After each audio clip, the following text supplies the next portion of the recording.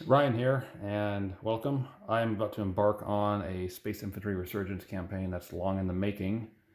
I used Lock and Load Publishing's Space Infantry custom unit card creator website, and along with some images and art I found on the internet, made a bunch of custom units, mostly personalities from Board Game Geek website, friends and people who volunteered to let me use their name or avatar.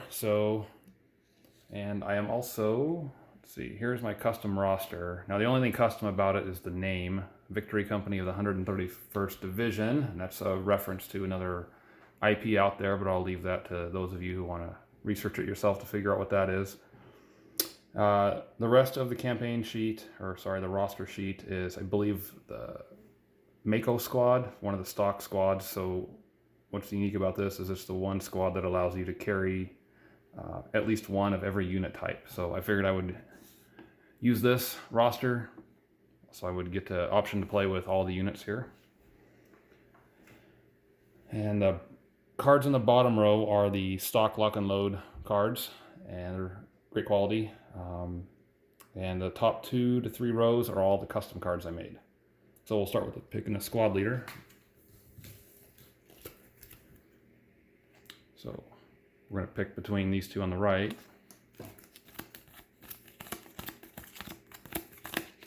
And we're going to go with Negotiator Mikawai.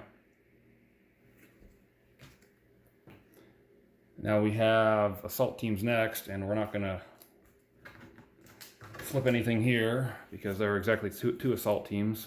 So we're going to go with Sapper Baldwin and Corvid Bennett for both assault teams. Next are our fire teams, and we need 2, and I had 3 volunteers. So we will pick here between Battle Mech Murph, McFly Norton, and Long Bomb Martin.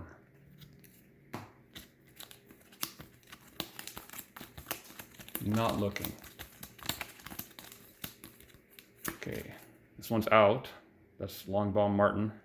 So we'll have Battle Mech Murph and McFly Norton start out the game. 1-0 G team. Got 2 to pick from. So Mercury Coons and Kodak Koinski.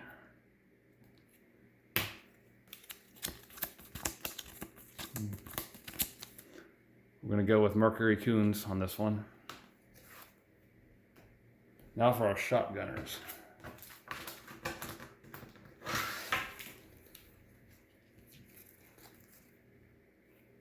We've got Trickster Jessica and Darkwing Brooks, and we'll pick one of those.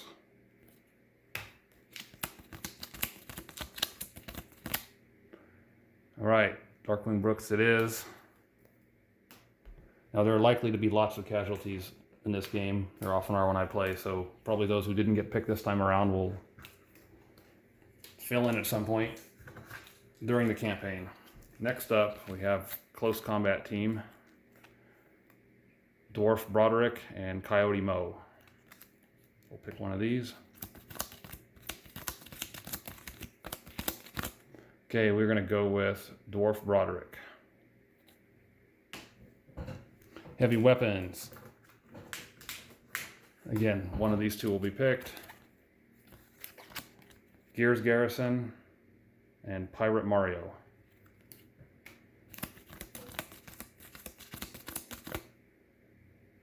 We are going to go with Pirate Mario for this one. And snipers next. Moles Malone and Enzo Kurt.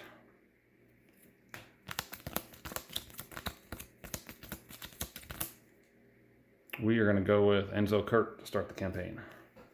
And then last unit, combat unit, is the Flamer unit, and I only had 1 person down for that, so that's going to be Solar Flare West. All right, and then on to the non-combat units. So these are all basically specialist type units. Their main purpose is something other than combat, usually helping the troops to navigate through unique areas. And in the actual game, these are kind of nameless characters. You don't track them. They don't gain experience. So we'll maintain that in this game, but they're going to have personalities anyway. So we have engineer, and for that, that'll be Fractal Hernandez. Or medic is going to be Buffy Donnelly.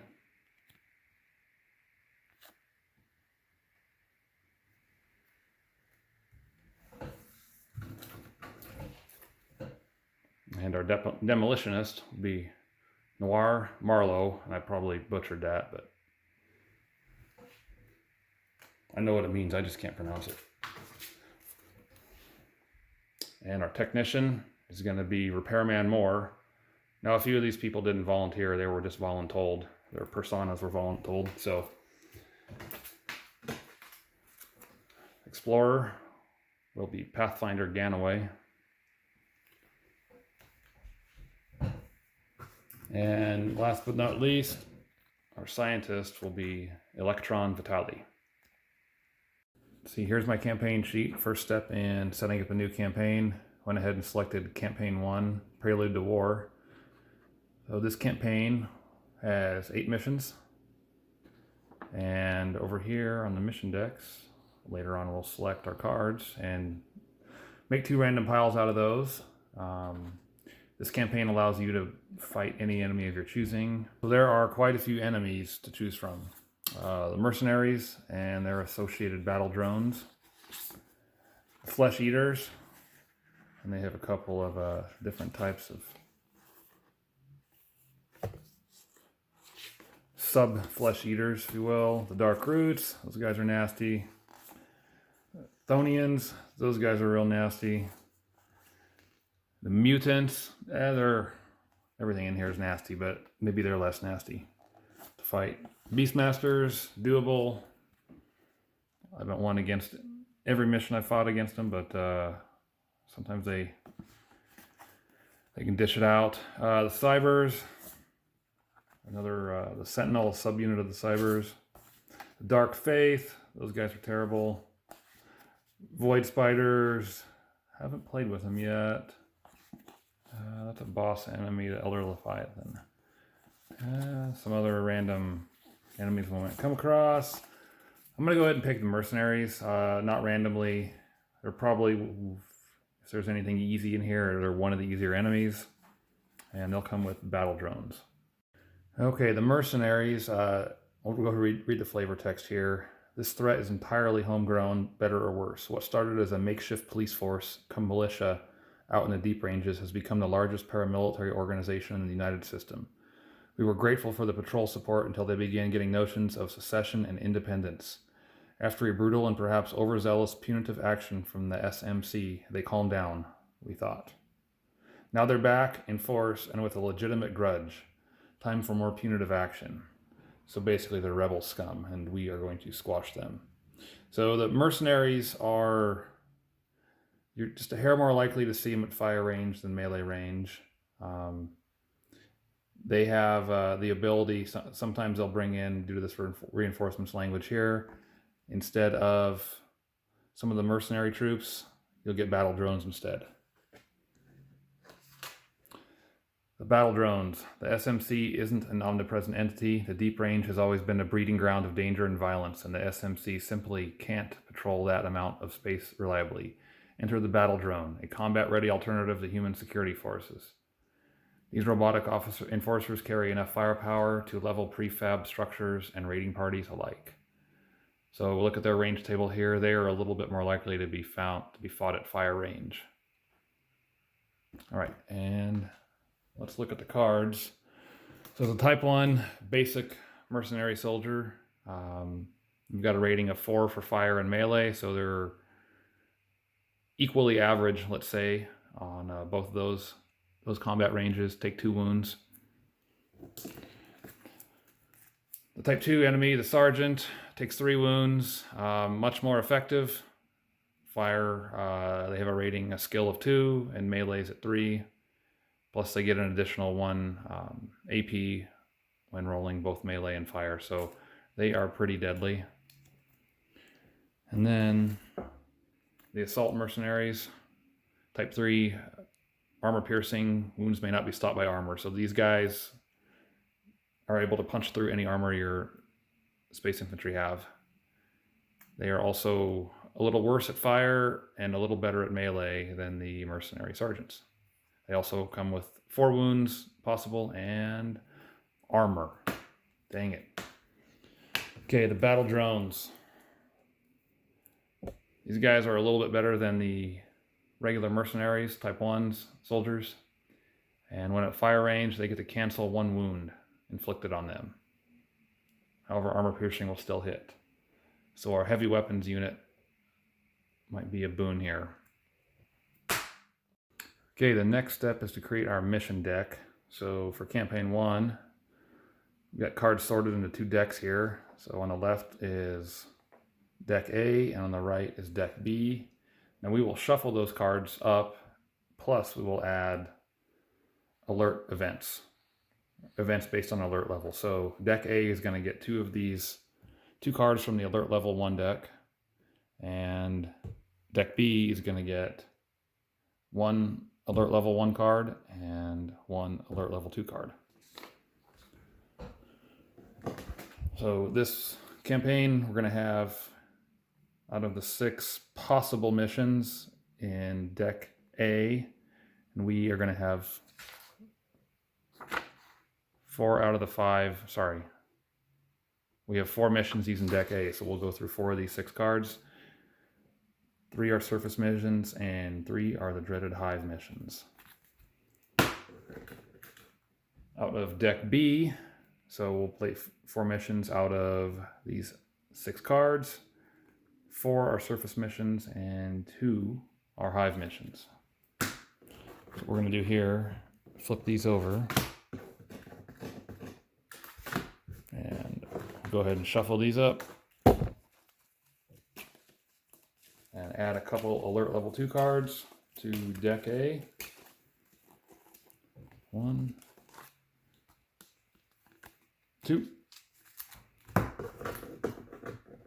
And we'll go ahead and add 1 card from this alert level 2 deck to deck B. And 1 more alert level 1 to deck B.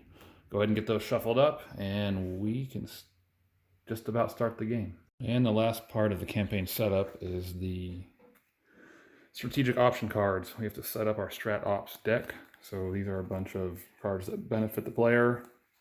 If you'll draw 2, we'll draw 2 here at the start of the campaign, and thereafter we'll draw 2 at the beginning of every mission, or rather before we play the mission when we're in the planning phase.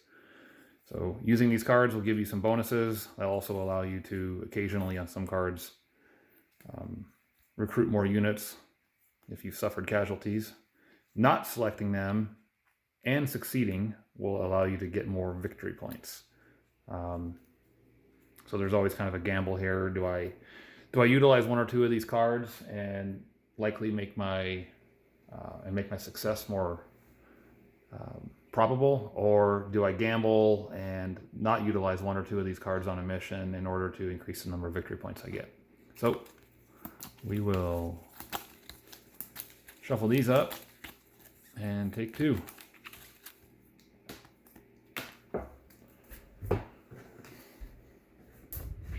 So we're going to start with mortar support and scout support. So this allows us to call in fire support on a surface mission and make 4 fire attacks during a battle.